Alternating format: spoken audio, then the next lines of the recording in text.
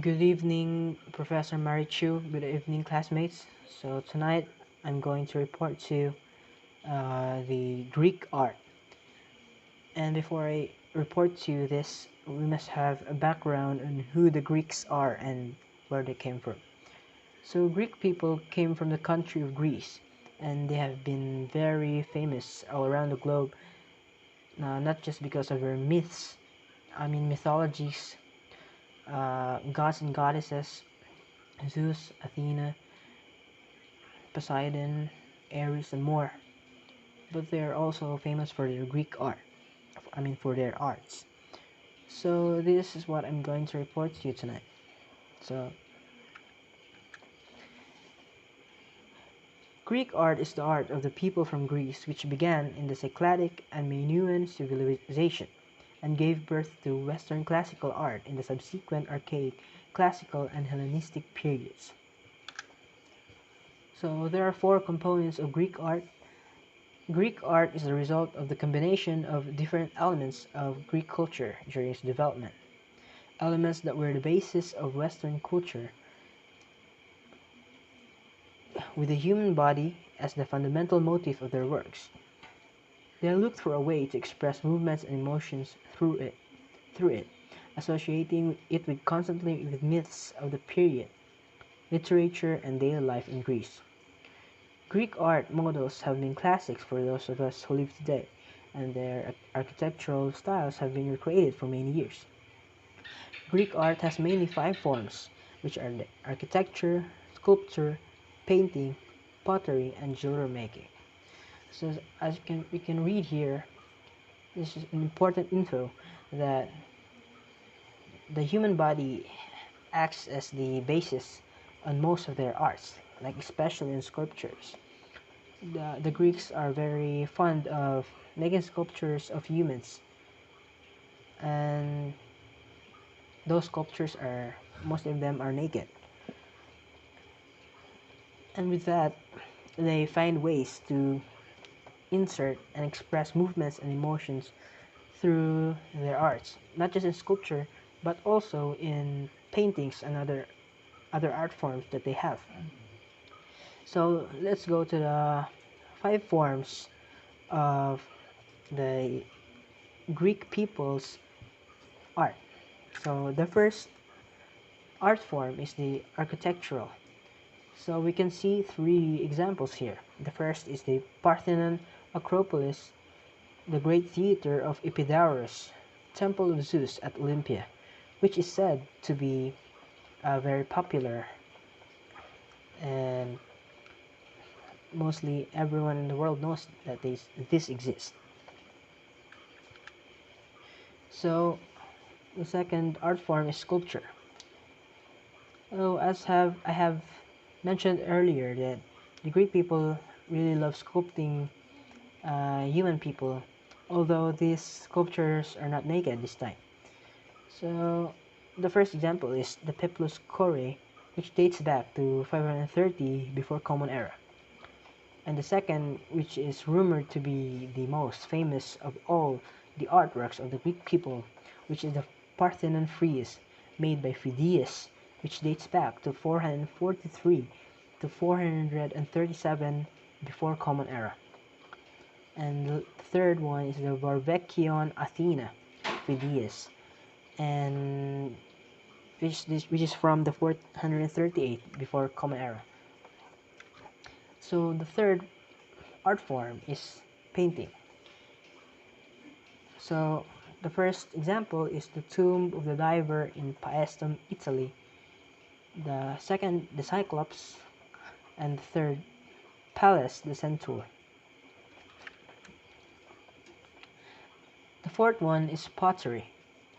The first example is Exekias, Greek amphora, depicting Achilles slaying someone named Penthesilea. So we can see here the painting on the vase. There's Achilles slaying someone named Penthesilea. So the second one is the Greek Kylix depicting the sack of Troy. The sack of Troy means it usually means the Trojan War, where the Greeks attacked with a Trojan horse. I'm sure that most of you know what is the Trojan War and the Trojan horse because it's very popular nowadays. So the the Sack of Troy was led by King Agamemnon of the Greeks, which was very destructive and a lot of people died. But the but this just all myths and legends. So the third one is the Greek crater depicting Dionysius in a sailboat. This is also one of the Greeks' tales where someone named Dionysius. He is a Greek. He's also a Greek. So this the Sack of Troy and Dionysius is connected. So after the war, Dionysius went back to their home. I think I'm not really sure, but when he traveled, he was cursed by the gods. So the gods were very angry towards him. They didn't help him travel back home safely to his land. So the last art form is jewelry. So these are examples of the jewelry in Greece. They're usually made of gold. This one has a name. It is named the Great Pendant of Alexander. Alexander, by the way, is a king. So we're now at the periods. So the Greek art has three periods, as mentioned in the first slide. The second slide. There are the archaic, the classical period, and the Hellenistic period.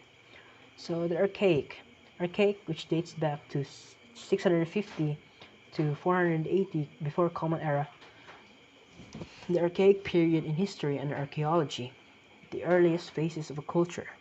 The term is most frequently used by art historians to denote the period of artistic development in Greece from about 650 to 480 before Common Era. During the archaic period, Greek art became less rigidly stylized and more naturalistic. Paintings and vases evolved from geometric designs to representations of human figures, often illustrating epic tales. In sculpture, faces were animated with a characteristic archaic smile, and the bodies were rendered with a growing attention to human proportion and anatomy. The development of the Doric and Ionic orders of architecture in the archaic period also reflected a growing concern with harmonious architectural proportions. So in archaic, a lot has happened. Is where the arts of the Greeks were less stylized, and then after in the archaic period, there were more naturalistic, such as human figures, geometric designs. So the next one is the classical. This an example of the archaic art. So yeah, this sculpture is naked, and this one is not. And this sculpture has less details on them, maybe because they're very old, I think. So the next period is the classical period, which dates back to 500 to 400 before Common Era. The essential characteristic of classical Greek art is a heroic realism. Painters and sculptors attempt to reveal the human body in movement or repose, exactly as it appears to the eye. The emphasis will be on people of unusual beauty or moments of high and noble drama. Classical art is renowned for its harmony or moments of high and noble drama. Classical art is renowned. I'm very sorry. So classical art is renowned for its harmony, balance, and sense of proportion. In its painting and sculpture, it employs idealized figures and shapes and treats its subjects in a non-anecdotal and emotionally neutral manner. Color is always subordinate to line and composition. So this is examples of the classical art. So as you can see, their sculptures have upgraded from this to this. So if you notice, This is the temple of Zeus. That's Ares, the god of war, and this is Poseidon, the god of the seas. It is because classical arts were mainly focused on religion, their gods. Uh, we can read here that the emphasis will be on people of unusual beauty or moments of high and noble drama. So, like unusual beauty, like the goddesses, are moments of high and noble drama. It is it says that their arts were mainly focused on tales, their mythologies, just like what I said, the gods, and they have upgraded their skills here. Not like the archaic sculpting that it has less details, but now it has more details. So we're going to the last period, which is the Hellenistic period. It's from the 323 before Common Era to 31 Common Era. Hellenistic art is the art of the Hellenistic period, generally taken to begin with the death of Alexander the Great in 323 before Common Era, and ended with the conquest of the Greek world by the Romans.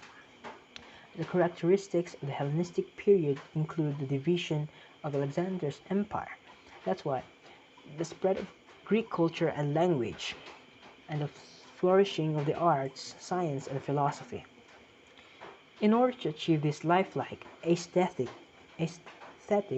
Hellenistic sculptors skillfully incorporated three characteristics into their work: expressive movement, realistic anatomy, and ornate.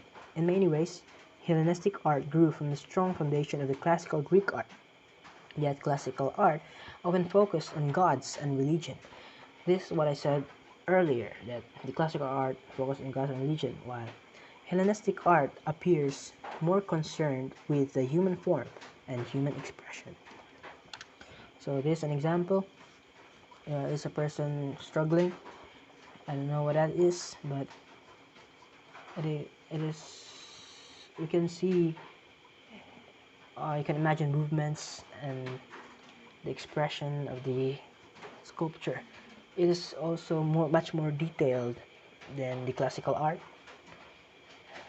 So it is really amazing that art arts have been evolving from the oldest period, the archaic art, because Hellenistic art also evolved from classical arts, but it does not focus on gods and religion. It focuses on humans and their expression, which is very lifelike. So, in summary, the Greek art had five art forms, which first first is sculpting, second architecture, third pottery, uh, fourth jewelry, and the last one is painting. And also it has three different periods, which the first one is archaic, the second is classical, and the third is the Hellenistic period. So that is all. Thank you for listening, and God bless us all.